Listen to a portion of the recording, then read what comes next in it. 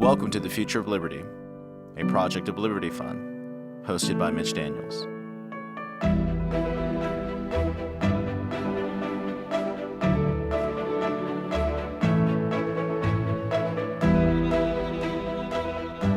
Welcome to our audience for the latest in Liberty Fund's series, The Future of Liberty, which we invite today's finest thinkers, most influential scholars to explore that topic with us. Today is a very special privilege to welcome the person I consider the finest young talent, and I hope he'll accept that adjective, still in his 40s. On the scene today, every bit the heir to great thinkers like Charles Murray, who was also part of this series, to James Q. Wilson before him. Another success story in the long history of immigration in this country, having come here as a young person and now established a tremendous record, founding editor of National Affairs magazine, contributor to many others, and the author of several books, one of which we're going to concentrate on today, his most recent, called American Covenant, which to some extent I think is a summation of some interesting arguments he's made over time. Please welcome, as I say today, one of today's finest and most influential thinkers, Yuval Levin. Yuval, thanks for being with us. Thank you so much. I can't live up to that introduction, but I appreciate it enormously. Well, I suspect you're going to over the next 40 minutes or so. You came here to us from Israel at a young age. What brought the family here? Yeah, my family came to Israel when I was 8 years old, and it was really economics and a belief in America, I would say. My father is a kind of American born in the wrong place, you might say. And he started a small business, a construction business in Israel in the 1970s, which was not an ideal time to start a business there. They had real inflation, 300% inflation for several years in a row. And he found himself having to look for an opportunity and found a home here. And, you know, I'm about as patriotic and American as you can imagine, like a lot of immigrants, in part because I know that there are other options out there and they're inferior. I've really come to love this country, and I get to work at a job now where my everyday work is gratitude for America, so I couldn't be happier about it. Yeah, gratitude, certainly a candidate for the greatest of virtues, and no one manifests it more often, in my experience, than those who, like you, have seen alternatives and appreciate what they have. So you've all a very straightforward, but I thought important distinction you draw in the earliest pages of your book, which comes out, of course, at a time when Americans of all types are troubled about our polity and about our societal discord and where we're going and as a country. You start by drawing a line between hopeful and optimistic, and it's an important distinction. Why don't you just say a word about that? Well, I am very hopeful about the future of our country, which in this moment probably puts me in something of a minority among people who are active in our public life. And I think it's important to stress that hopeful doesn't just mean optimistic. I think of optimism and pessimism as two twin vices, and they're both vices because they both invite us to passivity. They both say something's just going to happen, and we're just observing it, and either it's doom and gloom or it's all going to be fine. I don't think either of those is the way that a serious citizen of a republic should think about our country's life. Hope sits in the middle between those two vices. It's a virtue, and it's an active virtue. It says things could go well. We have the resources for them to go well, but it's up to us whether that happens or not. And so the opportunities are there, the resources are there, the potential is there, but the question is, are we there? And hope invites us to be active. I think that's what America needs from us. And if it gets that, then we have every reason to be hopeful for the future of this country. Well, let's hope that by the time we wind up this conversation, that you've shown us the ways and means to act in a way that makes that better future. A central premise, maybe the central premise of your book, a line that is so, I think, felicitous, it might be on its way to cliche status. I hope it is that the central problem causing so much discord and so forth today is not that we have forgotten how to agree, but that we've forgotten how to disagree.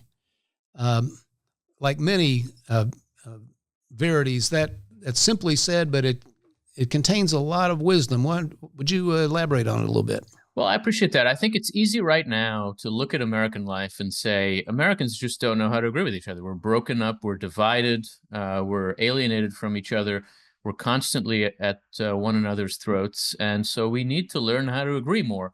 I think that's just not quite right. Americans are actually very good right now at agreeing with people we agree with. It's all we ever do. We spend all of our time with people we agree with, talking about people we disagree with. And we have all manner of technologies that enable us to do that, all kinds of ways of cocooning ourselves, surrounded by people who share our views of things. And that lets us just treat other people as abstractions and talk about them. So that even Americans who are very engaged in politics are not actually spending a lot of their time engaged with people they disagree with. And the venues that exist to allow that, to allow constructive, actually productive disagreement, places like Congress and the state legislatures, places like university campuses, even the op-ed pages, have been deformed in a particular way that has turned them all into performative spaces where people talk to a like-minded audience rather than talking to across the line of difference to people they disagree with. It's harder to negotiate and find compromises. It's harder to build coalitions and find ways in which we can agree about some things but disagree about others. Instead, everywhere we're driven to this kind of ideological purity. Everybody is hunting heretics instead of seeking converts. And it's very hard to really find a space where you can practice the habits of disagreement in ways that can point us toward some sort of common action at the end of the day. So those are the skills we need. I think the core missing skills now in American political life are the skills involved in coalition building. Our system is all about coalition building, but we've forgotten how to do it. And the places where it's supposed to happen, like Congress, or think of the political parties, those exist to build coalitions. They're not good at doing that right now. And that means that the core work of our democracy is not getting done very well because we've forgotten not how to agree, but exactly how to disagree. Well, your book offers, unlike many, which just lament the problem, some very constructive and interesting ideas about how to get at it. But before we get there, let me ask you this. I would say that advocates, defenders of liberty and limited government must start from a premise of humility about what they as individuals, what institutions can accomplish and so forth.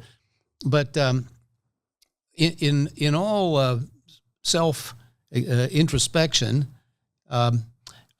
is it not arguable that this polarization we're facing is not really symmetrical? In other words, it's not each side is not equally aggressive, culpable, and so forth. You describe what we've come to refer to as diversity movement as divisive and domineering, and I think that's fair. I don't see the same impulse to dominate on the other side. I see it more as a matter of offense and defense, but maybe I'm clouded by my biases.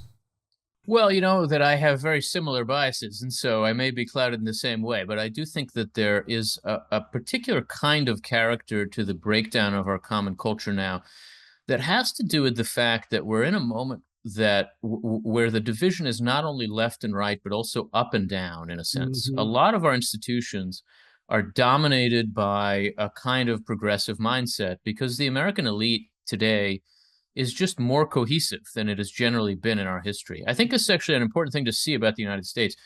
European visitors to the United States in the 19th and most of the 20th century were always struck by the way in which we had a diversity of elites. The people who ran companies were very different from the people who ran government agencies or the people who ran newspapers or the people who ran the English department at Brown University.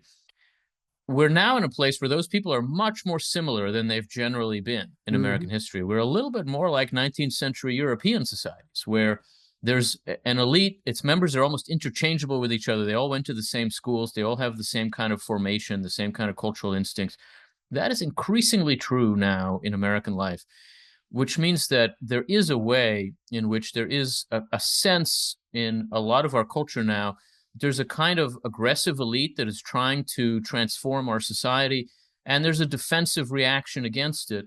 And those, in some ways, overcome our traditional left-right divisions. I do think that the left in the last 15, 20 years has been the aggressor in the American culture wars. That's not to say that there have not been times when the right has been very aggressive, and when people on the left have had legitimate grievances to point to.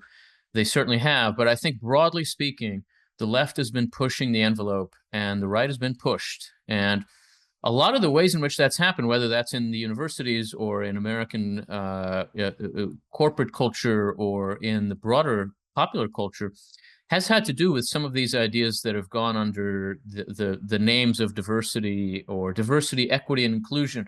The striking thing to me about diversity, equity, and inclusion policies is that they restrict diversity and they undermine equity and they exclude people. So that if you believe in those things, then you should be against them, not for them. And a lot of the exclusion takes the form of constraining the range of permissible opinion. And in that sense, it is a problem for our public life. Just as I've just suggested, that it makes it hard for us to disagree constructively, because in too many American institutions, there are opinions that are out of bounds, that are not allowed to be expressed. And very often those are not fringe opinions. They're very widely held views of large portions of American society. They're just not allowed to have a place.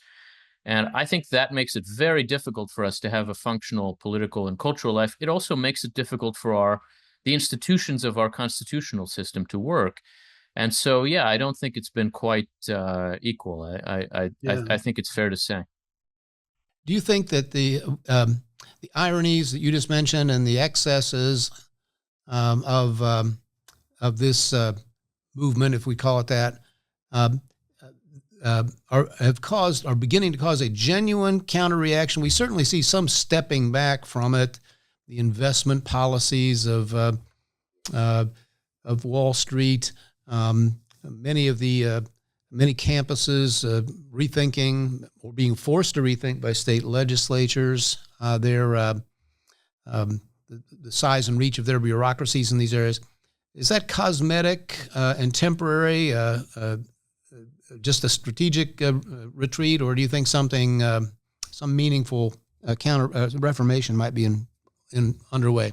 Well, I think that there is genuine concern among some of the people who've been driving these changes that they run real risks, that they run the risk of turning the mainstream of American culture against them. And that is a danger for them. So I do think we've seen some stepping back in some companies that just went too far in politicizing their businesses in ways that are bad for business and that they're paying a price for.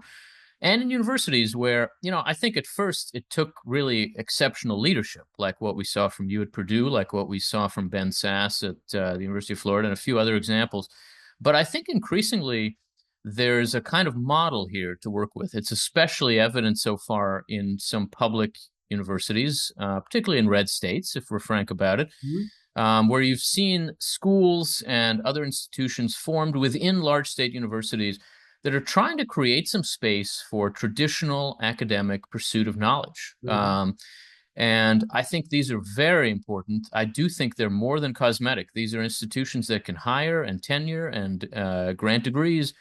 That's a very important trend that I think has to be taken seriously and reinforced. And obviously, the universities that are allowing this feel like they're being pressured into it, and they would love for it to be just ephemeral and cosmetic. But I think that if we take it seriously, it can be more than that, and that the price they're paying is real, and the worry they have is real. And so the public pressure in response to some of the excesses of the left does create real opportunities that we have to see as chances to build and not just to tear down. That's particularly important for conservatives now. to see that we're trying to fight for these institutions, not against them. Mm-hmm. And therefore, we should look for opportunities to make them what they're meant to be. Writing about in a way, the essence of our system, you write that majorities should rule, but minorities must be protected. Is it facile to suggest? You just talked about the mainstream feeling that it can't express itself, can't be open about its views and values. In a way, at the moment, is it minorities who are tyrannizing, and majorities who need to be protected? Or let me just ask you, who's unprotected these days? Yeah, well, in some ways, I think that's true, but I would say there are, in a sense, some competing elites. There's the left commands many of the institutions of American life that are not elected. Mm-hmm. The right commands many of those that are. And that should tell us something about who's the majority and who's not. But it also means that there's reason to think about the balance that the Constitution tries to strike, which in a sense is a balance that every democracy has to reach for. But I think the American system is actually unique in the way in which it takes that need for balance seriously. A balance between majority rule, which is the only source of legitimate authority in a democratic society, and minority rights, which are absolutely essential. Our system recognizes that majority rule, although it is necessary, is also very dangerous. Right. And you don't have to look too long at the history of democracy or the history of the United States to see that majorities can endanger minorities. Our system protects those minorities in a very unique way. On the one hand, it protects certain rights just in direct and absolute ways. It puts them out of the reach of majorities through the Bill of Rights and the 14th Amendment and a few other things. But above all, our system requires majorities to grow before they can have real power. Mm-hmm. One of the most frustrating things about the American constitutional system for its critics is just that it doesn't empower narrow majorities. The parliamentary systems in Europe, if you win an election, however narrow it is, you get all the power until you lose your majority. The American system does not do that. And I think, though that is a source of frustration, it's one of the greatest sources of the system's strength. It actually takes the need to constrain majorities seriously, as we all should. Well, let's hope it's resilient. Even in recent days, as we're taping this, one important spokesperson for one side has said if his party achieves even the narrowest of majorities, they'll do some very, very major things that do change our institutions and dismantle some of those frustrating impediments that Madison and others put in the way of majorities. Absolutely. And look, I think we've seen in recent years that Democrats have become dissatisfied with a lot of the constraints on majority power. And you've seen open critiques of the freedom of speech, the freedom of religion, increasingly an attack on the legitimacy of the courts. Right. All the while, there are also threats to the constitutional order that come from the right. And I think we have to be concerned about both of these kinds of dangers and see that a system that frustrates narrow majorities is at risk in 21st century America, because narrow majorities are the only majorities we have. Yeah. And right now, everybody's frustrated. But we have to see that ultimately that's a good thing. That creates an incentive to broaden majorities and build coalitions. And that's how we should react to our frustration. One more definitional question, then we'll get to your very interesting suggestions and prescriptions. But you, I think, talk very persuasively about the need to think clearly about unity. And you distinguish unity of thought and opinion from unity of action. Why don't you explain what you're getting at there? You know, in a way now we talk a lot about unity because we have a clear feeling that we're divided and that this is a moment of intense division and breakdown of cohesion in American life. Our politicians talk all the time about unity, but very often they seem to mean that if everyone agreed with them, then everything would be great. And if we all were just on the same side of everything, then it would be wonderful. Now, look, I think if everybody agreed with me, then things would be great. That's true. But I don't expect that to happen. And I don't think anybody should. And we also have to have enough humility to know that nobody knows everything. So it actually wouldn't be great. Even if everybody agreed with me, there's surely things I'm wrong about. And that's not how our society really advances. The core insight that I would say James Madison in particular brings to his constitutional thought is that although we're never going to agree, disagreement is just a function of freedom. In a free society, anybody who's ever had any experience with any group of people of any size knows that what people do when they're in a group is disagree. And that's always going to happen. And yet that doesn't mean that we can't be a unified society, because in a free society, unity doesn't mean thinking alike. Unity means acting together. Politics is a realm of action. It's where we solve problems and answer the question, what shall we do? And to answer that question, we don't have to all agree about all our premises. We don't even have to all agree about what the answer is. We can work our way towards something we all find acceptable. It's a realm for negotiation, for accommodations, for finding a way forward that people take to be legitimate and that addresses the problems. There's a humility at the center of that too, because there's a sense at the core of the American system that nobody's technical answer to any of our public problems is the perfect way forward. And it's more important that we agree about the answer than that it has the particular technocratic character of one side or another. And that's frustrating too. It's frustrating to all kinds of policy wonks who say, well, actually, I'm right about this. We just need to do this.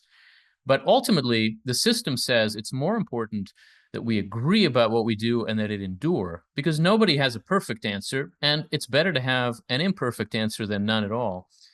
And that insight, the sense that we can be unified around what we should do together, even when we're not unified around how to think about broad questions of principle and practice, is, I think, essential to understanding the strength of the American system and to seeing what it would mean to be a more united society. It wouldn't mean that we don't disagree with each other. It would mean that we disagree about how to act, that we negotiate from that disagreement, and that we arrive at an agreed upon way forward. That's what our politics can do for us when it works.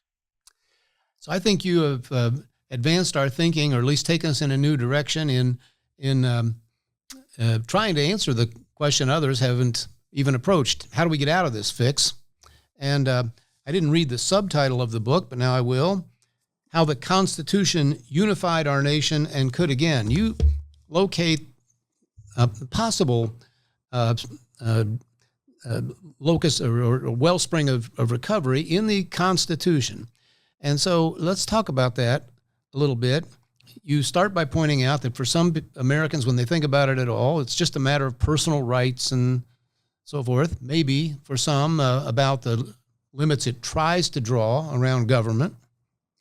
But you talk about it being much more than that, a 5-part framework.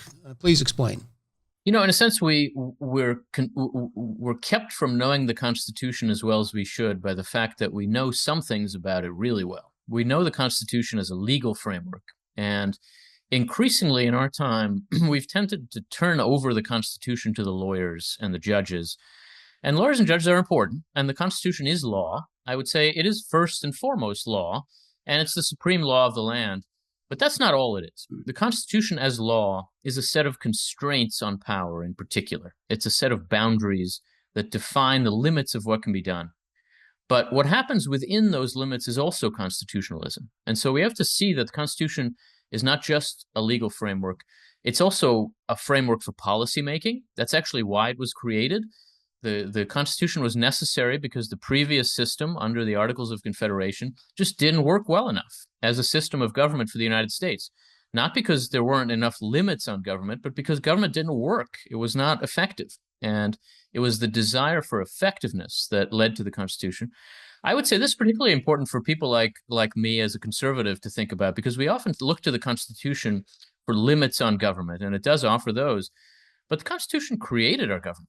It created Congress. It created the executive and the courts. It built them first and then limited them. And that's vital to see. But it's also worth seeing the Constitution as an institutional framework. It isn't just a way to channel public power, as if power is this undifferentiated thing, and the Constitution divides it between, into 3 so that it's not too dangerous. It divides it between a legislature, an executive, and a judiciary. And those are different kinds of institutions that do different sorts of things in different ways. We too often forget that now, and we look to presidents to legislate. We look to the courts to regulate. That is not how things should happen. And it's important for us to see the Constitution ultimately as a political framework, as a structure for the public life of a free society. And one of the things it lets us do in that way is that it also acts as a unifying framework. It's a set of answers to the question that's demanded by the description of unity that I just gave you. If unity means not thinking alike but acting together, that obviously invites a question. How could we possibly act together when we don't think alike? And the Constitution is a set of answers to that question. We do it through negotiating in the legislature. We do it by competition through elections and the interbranch conflict. We do it by building coalitions. I think it's vital for us to see that the Constitution is all of these things so that we don't mistake it for a judge's instrument, a lawyer's instrument, but that we see that it makes demands on us as citizens and ultimately requires a certain kind of civic life that, frankly, we're not always living up to now.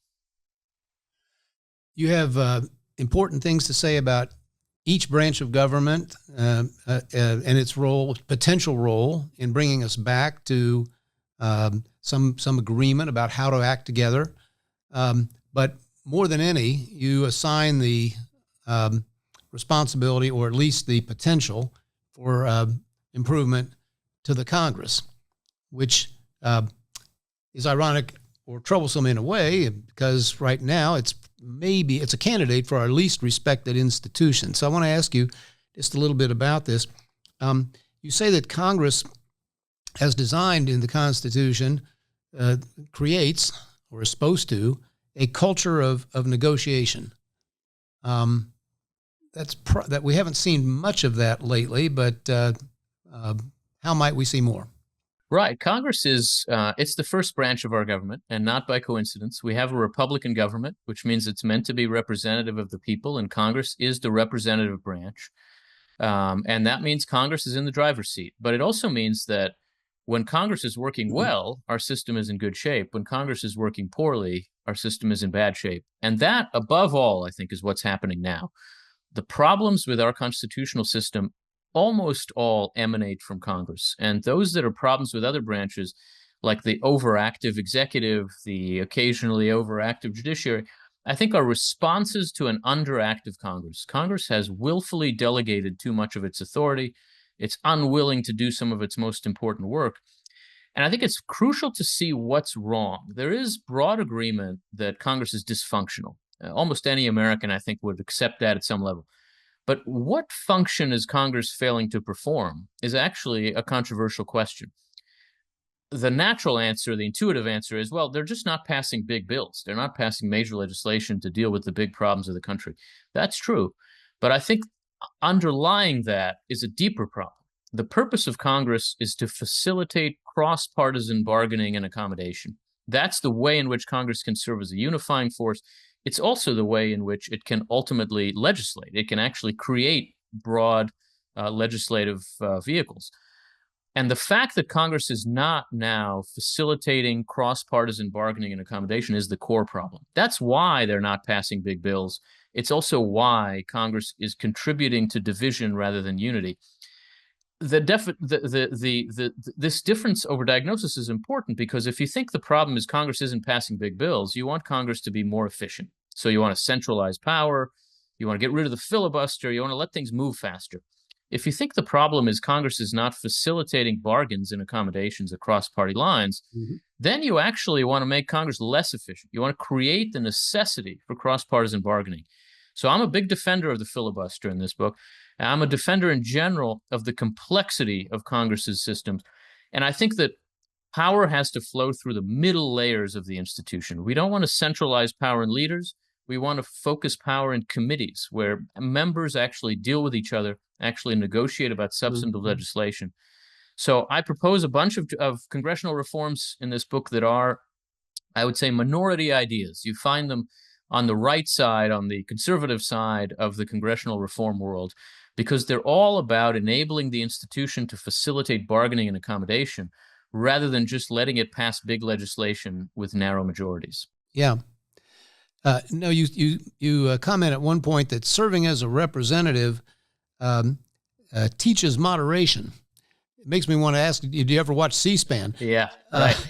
But I mean, I'm serious in a way because there are other things going on, the modes of communication, for instance, that I think are making this a problem worse. They're encouraging, you used the word performative a while ago, a behavior as opposed to negotiation and.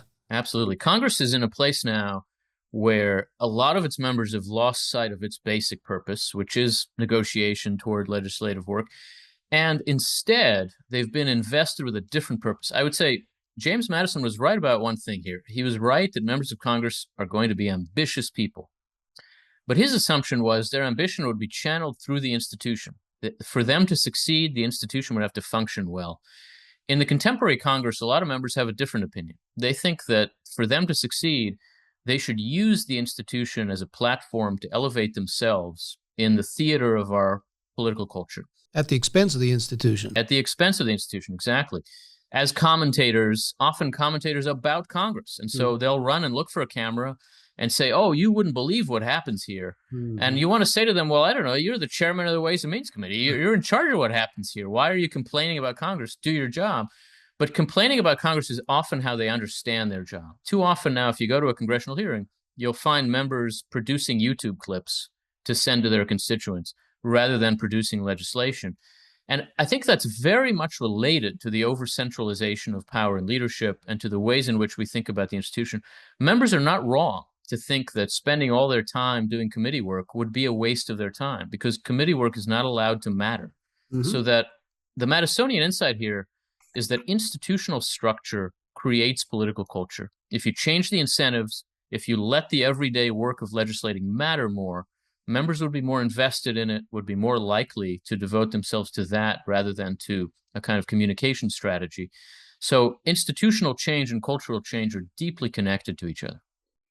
Right. I want to spend much of our last few minutes on that very central question, because it is a hopeful analysis that you present, that if we made certain institutional changes, behavior would begin to adapt to them.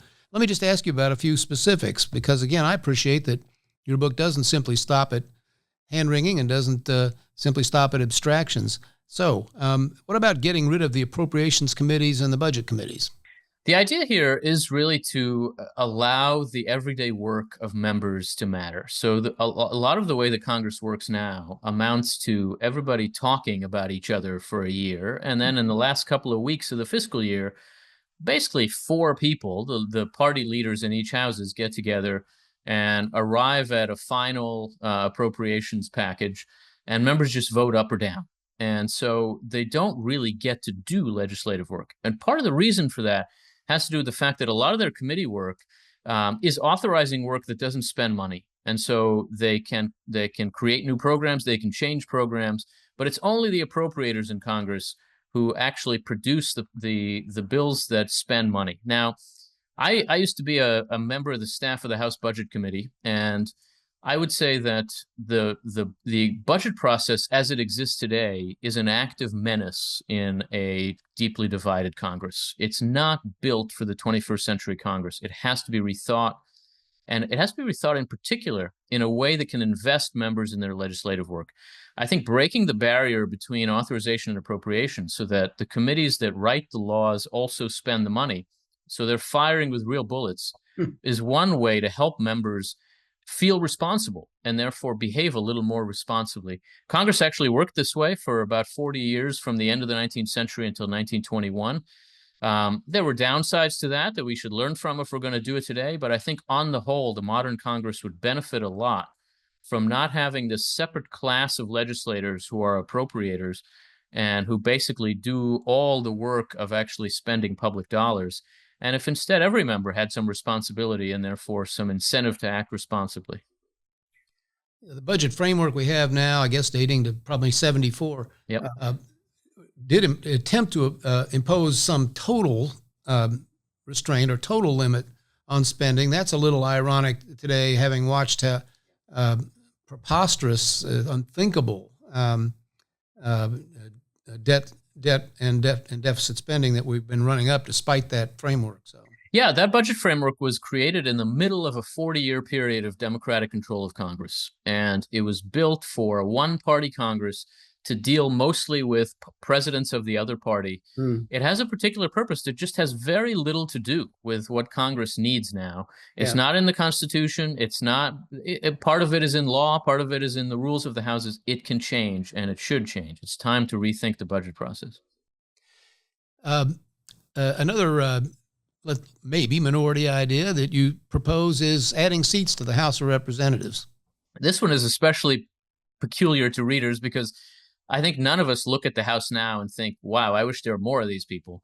But the fact is that the House was meant to grow with the country. It was meant to grow after each census so that members could remain relatively well connected to their constituents. And it did grow throughout the 19th century and until the 1920 census. The House expanded some so that redistricting generally meant that no state would lose seats and districts were rearranged and the House would grow in a way that allowed every state to at least keep the number it had. It was a pretty good formula, in fact, for allowing the House to grow, not too fast, not become too big, but remain connected to constituents. If we had kept that formula since 1920, there would now be 150 more members of the House. What I propose is to expand the House now by 150 members and then let it grow slowly with each census. I think it would help the institution be a little more representative. It would also rebalance the Electoral College some because each state's Electoral College delegation is just the size of its congressional delegation. And it would create a moment where Congress could think about other reforms too, a kind of shot in the arm that says 150 new members. Those people would want to rethink the budget process, would want to rethink the committee system. Congress would be in a place where it says, we don't have to keep doing things exactly the way we have. Let's think about what's working and what's not and drive some change. So I think of expanding the House as constitutional maintenance, not as some kind of revolutionary change. And it is necessary maintenance. One theme that you delved into that brought I'm pretty sure an audible hurrah from me was the downsides of what has become a sacred shibboleth, and that is so-called transparency in government. Everything needs to be out in the open, in full public view. This is those of us who've attempted to practice a little government. Most of us know a very impractical idea carried to its extreme. Like everything else in life, the first rule, I think, is up to a point. Where should that point be in the case of transparency? Exactly. It's up to a point. So transparency is necessary in a public body and like Congress, absolutely. But I think it should mean that members need to be accountable for the decisions they make, but not that every conversation they have needs to be on television or on the internet. It's vital for an institution whose fundamental work is negotiation that there be some protected spaces for negotiation. The framers of the Constitution knew that themselves. The Constitutional Convention was held in Philadelphia in the summer of 1787, and in the summer they sealed the windows and met in private. They knew they would have to answer for what they produced, but the everyday work of making concessions and making deals and bargains had to be done in private. That remains true. Now, I don't think that we can simply undo the kind of transparency that now exists in Congress, and I wouldn't burn down C-SPAN. I think it plays an important role up to a point. But I think that in committee work in particular, there has to be some room for privacy for members to talk to each other. And so I argue that committees should create a new form of business, a new form of committee work that isn't the televised hearing, but is a private business session. And that's where they should do markup. That's where they should negotiate about the substance of legislation. It's just not possible to negotiate in public. If you're watching people negotiate on television, you're watching a show. That's not the real work. Right. And Congress knows that because, in fact, all the real work is done in the leadership offices, at midnight before a government shutdown, because those are the only places where there's any privacy to negotiate. There ought to be more such places so that the work wouldn't have to be done that way. Yeah. No, I mean, it's not, by the way, limited to government. You see it all over other public institutions like universities. it makes deceivers out of honest people, because in order to get anything actually done, you have to, too often people have to work around the edges of the rules, or even. Absolutely right. I used to be the staff director of a presidential advisory commission, a president's commission on bioethics. And the laws that govern those commissions mean everything is public. And what that meant was that all the real work was done on the phone, and the meetings were not as useful as they should have been. So there's got to be a mix of transparency and privacy for deliberation. Well, I think it is an essential element of the change you're advocating, and I hope at some point we'll see some reformation there. Now, if there's another area where you make some suggestions for improvements, comes in another institution which is in very low repute these days, and that's our political parties.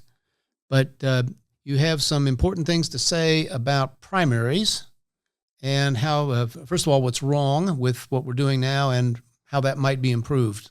Share that, please. I do think the parties are vital, and the parties are not in the Constitution. They're not described there. In fact, some of the framers of the Constitution held out hope that American politics would not need permanent political parties or durable political parties. But they quickly saw that they were mistaken about that. And the party system has always been a kind of necessary piece of the puzzle of the American constitutional system.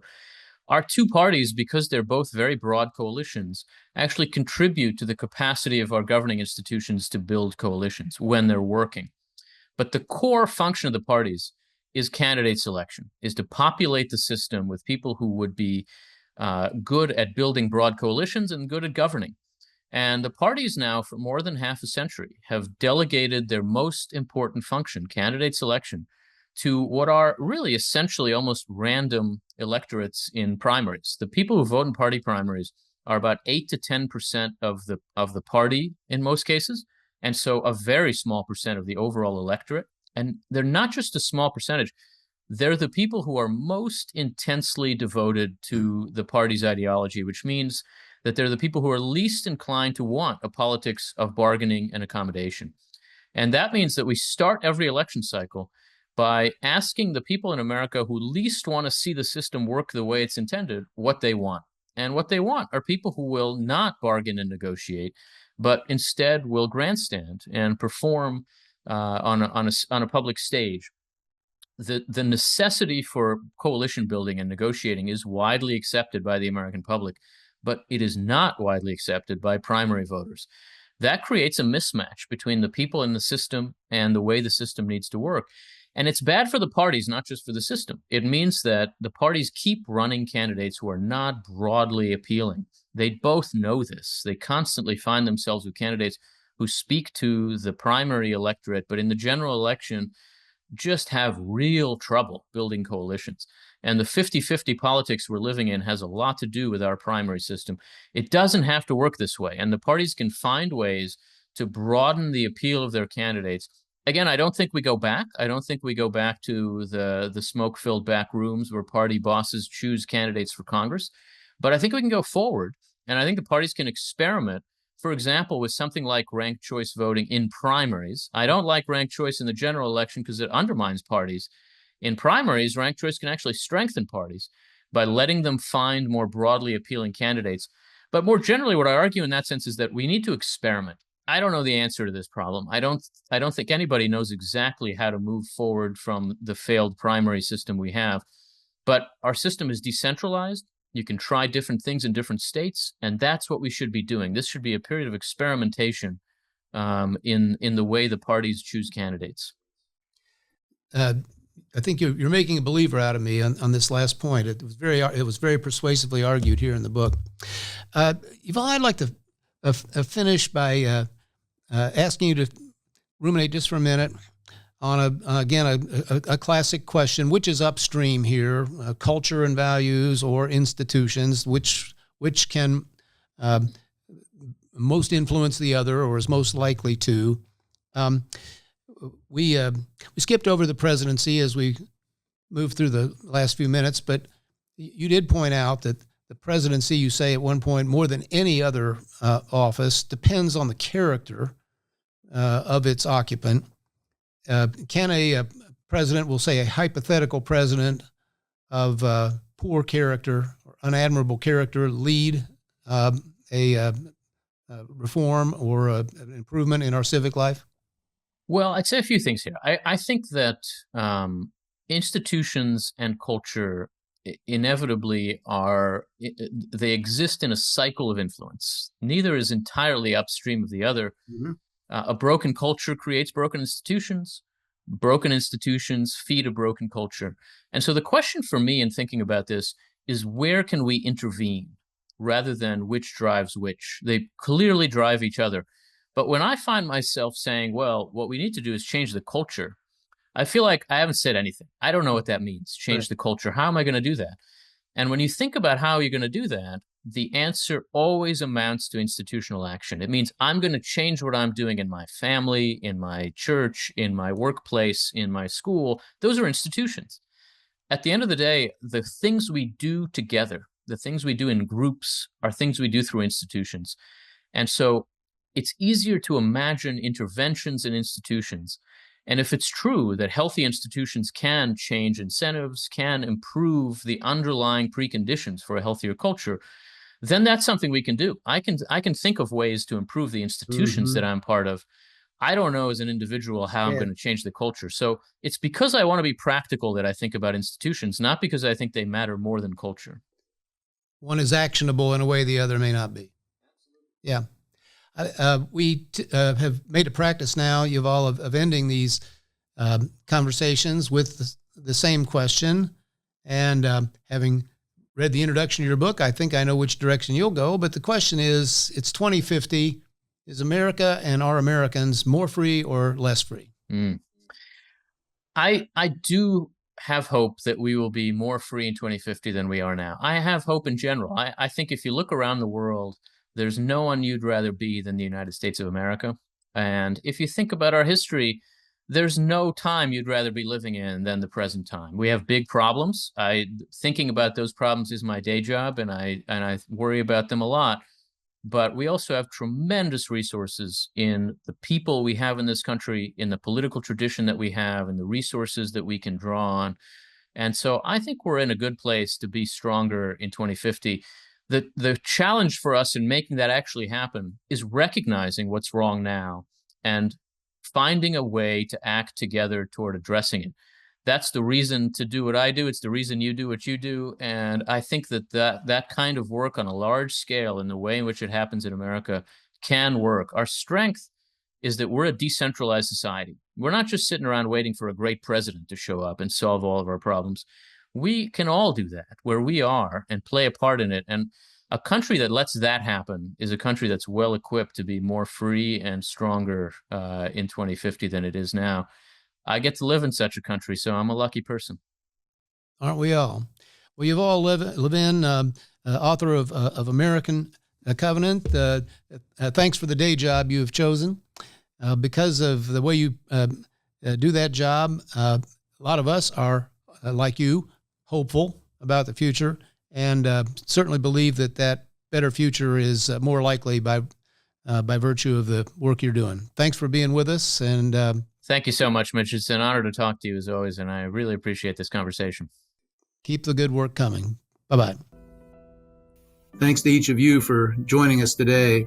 You can find this and the previous programs in the Future of Liberty series at libertyfund.org/podcast, The Future of Liberty. Thank you once again. See you at the next show. The Future of Liberty has been brought to you by Liberty Fund, a private educational foundation dedicated to encouraging discussions of the ideal of a society of free and responsible individuals.